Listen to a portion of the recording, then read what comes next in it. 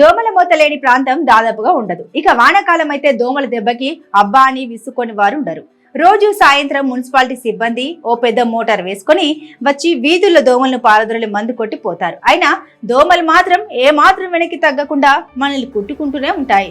దోమల బెడద నుండి ప్రజల్ని రక్షించడానికి ప్రభుత్వం ఎన్నో ఏర్పాట్లు చేస్తూ వస్తుంది. ఇదిగో తాజా ఆంధ్రప్రదేశ్ ప్రభుత్వ పురపాలక పట్టణ అభివృద్ధి శాఖ వ్యక్తుల ద్వారా సంక్రమించే వ్యాధుల నియంత్రణ కోసం డీప్ టెక్నాలజీని ఉపయోగించి స్మార్ట్ దోమల నియంత్రణ కార్యక్రమాన్ని ప్రారంభిస్తుంది. ఆర్టిఫిషియల్ ఇంటెలిజెన్స్ తో పనిచేసే స్మార్ట్ దోమల నిఘా వ్యవస్థ రాష్ట్రంలోని 6 ప్రధాన మున్సిపల్ కార్పొరేషన్లలో 66 ప్రాంతాల్లో పైలట్ ప్రాతిపదికన ప్రారంభించబోతున్నారు. SMOSS ప్రధానంగా దోమల బెడదను అరికట్టడం ద్వారా ప్రజా ఆరోగ్యాన్ని కాపాడుతుంది. అలాగే ఇందుకు సంబంధించి పురపాలక సిబ్బంది పని భారాన్ని తగ్గించడానికి పట్టణ స్థానిక సంస్థల వ్యయాలను కూడా తగ్గించేందుకు దోహదపడుతుంది. డ్రోన్లు, సెన్సార్లు, హీట్ మ్యాప్స్, ట్రాప్స్ వంటి ఇంటర్నెట్ ఆఫ్ థింగ్స్ సహాయంతో ఈ కార్యక్రమం మరింత సమర్థవంతంగా పర్యవేక్షించనున్నారు. గ్రేటర్ విశాఖపట్నం మున్సిపల్ కార్పొరేషన్ లో 16 ప్రాంతాల్లోనూ, కాకినాడ 4, రాజమహేంద్రవరంలో 5, విజయవాడలో 28, నెల్లూరులో 7, కర్నూలులో 6 ప్రాంతాల్లో ఈ పైలట్ ప్రాజెక్టు త్వరలో ప్రారంభిస్తారు.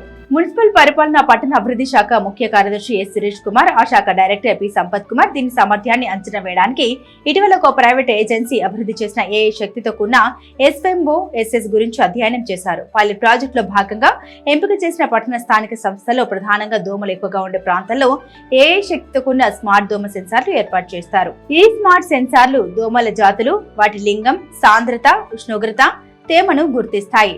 ఏదైనా నిర్దిష్ట ప్రాంతంలో దోమల సాంద్రత పరిమితి స్థాయిని మించినప్పుడు SMOSS ఆటోమేటిక్ గా హెచ్చరికలు జారీ చేస్తుంది.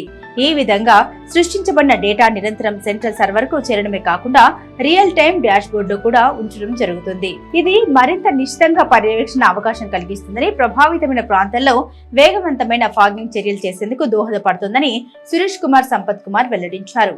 ప్రస్తుతం తక్కువ ప్రభావం చూపుతున్న బ్లైండ్ స్ప్రేయింగ్ ప్రక్రియకు బదులుగా దోమల సమర్థవంతమైన నియంత్రణ కోసం డేటా ఆధారిత విధానాన్ని అనుసరిస్తారు. ఇంటర్నెట్ ఆఫ్ థింగ్స్ సెన్సార్లు దోమల సాంద్రతను పర్యవేక్షించి లక్ష్య కేంద్రీకృత కార్యకలాపాలకు మార్గదర్శకత్వం అందిస్తాయని వారు తెలిపారు. లార్వా సైడ్ చల్లడానికి డ్రోన్లను ఉపయోగించడం వల్ల తక్కువ రసాయనాల వినియోగం, సమయం, వ్యయంతో విస్తృత ప్రాంతాల్ని కవర్ చేయడం ద్వారా దోమలను అదుపు చేసేందుకు సమర్థవంతమైన ప్రక్రియ ఏర్పాటవుతుందని చెబుతున్నారు.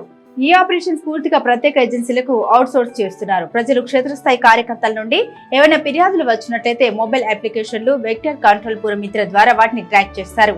ఆసుపత్రుల నుండి మలేరియా, డెంగ్యూ, చికెన్ గున్యా వంటి కేసుల గురించి రోజువారీ రిపోర్టింగ్ కోసం కూడా ఒక వ్యవస్థ ఏర్పాటు చేయబోతున్నారు. ఈ డేటా ఆధారంగా లక్ష్య కేంద్రీకృత చర్య కోసం హాట్స్పాట్లు గుర్తిస్తారు.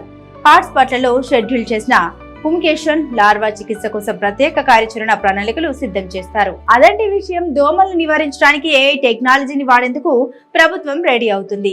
ఈ ప్లాన్ ప్రస్తుతం పైలట్ ప్రాజెక్టుగా అమలవుతుంది. త్వరలోనే రాష్ట్ర వ్యాప్తంగా అందుబాటులోకి వస్తుందని అధికారులు చెబుతున్నారు. ఈ వీడియో కనుక మీకు నచ్చితే లైక్ చేయండి, షేర్ చేయండి. సిటిజన్ ఫోర్స్ న్యూస్ ఛానల్ ని సబ్స్క్రైబ్ చేయడం మాత్రం మర్చిపోకండి.